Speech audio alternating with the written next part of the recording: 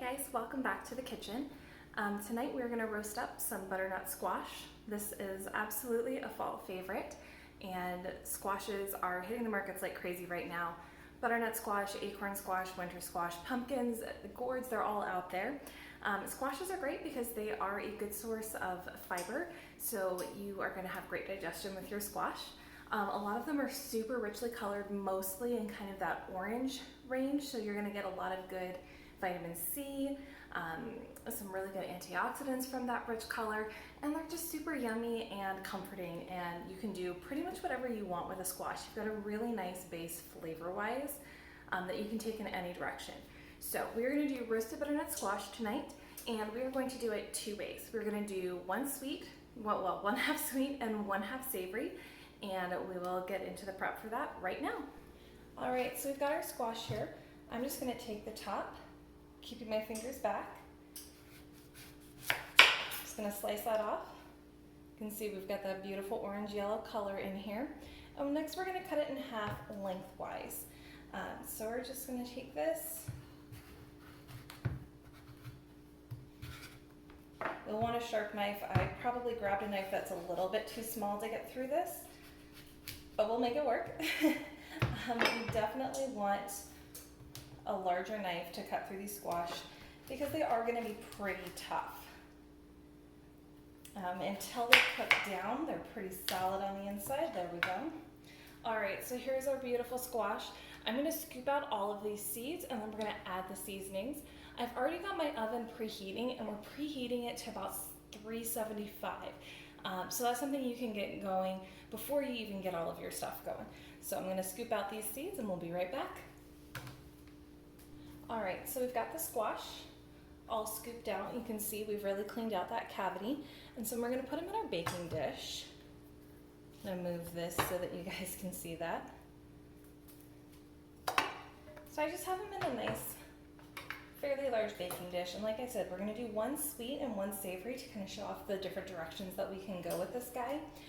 The sweet one is going to be kind of like a pumpkin pie version of the butternut squash. It's going to be great for breakfast. It's great for kind of like a sweet balance to a meal, or if you want like a little hint of dessert that's not too overloaded with sugar and still has some, healthy aspects to it, this would be a great idea for that. So, I've got this little bowl.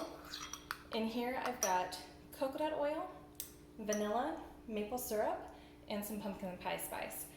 And I completely did not measure, so we'll just see how this goes.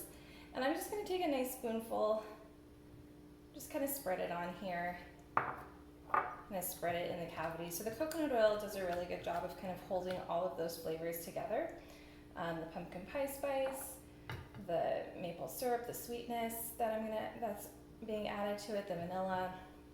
It's just a nice way to hold that together and add just a little bit of a fat content to the squash, so you get a little bit more of a full feeling as you're eating it. I'm going to add just a little bit more into our packet. There we go. So there's your sweet version done. And with the savory version, I'm going to do olive oil with some chopped garlic, salt, pepper, thyme, and rosemary. So I'm just going to take the olive oil. Ooh, way too much. That's okay, it'll be fine. I'm just going to use my fingers to kind of spread it on. I just want to make sure that the surface is evenly coated. Might as well just rub that into my hands. Get a little bit of moisture on it. Take our little salt. Just get the surface a nice little dusting of salt. Same with pepper. And this is something that you can take any direction that you really want. I'm going with some more classic, kind of rustic, almost Italian flavors. Just because to me fall and squash just has that vibe to it. But feel free to play with this. Squash is a fairly neutral base that you can do a lot with. We've got our rosemary here that we're still working off of. It's amazing. I've probably been working off of this bunch of dried rosemary for over a month now. And just keep using little bits and little bits, and it's so nice because it just smells so fresh every time I crumble it and sprinkle it onto something. It's absolutely lovely. I'm going to take my minced garlic, sprinkle that on top as well.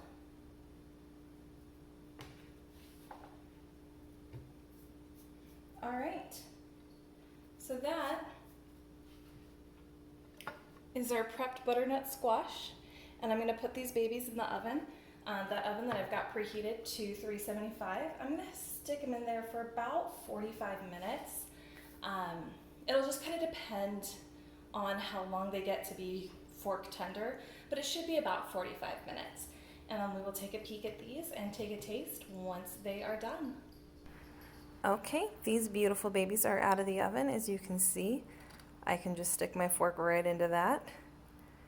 Same with that guy, so that means they're done. We're gonna take just a little bite here. See if I can get this off with one hand. There we go. I'm gonna add some of that maple syrup coconut oil. Delicious. Perfect. Slightly less sweet pumpkin pie. And then this guy, look at how beautiful that is. Garlicky, rosemary, just absolutely perfect. So that is an easy peasy way to cook butternut squash, to make use of some of the wonderful fall harvest, get some good fiber, get some healthy carbohydrates.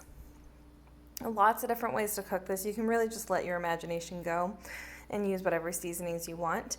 I hope you enjoyed this, and again, this is something super easy. As you saw, it took just a couple minutes to prep, and then you stick it in the oven, forget it for a bit, and you're good to go. Have an absolutely wonderful, wonderful week, and we will meet again soon.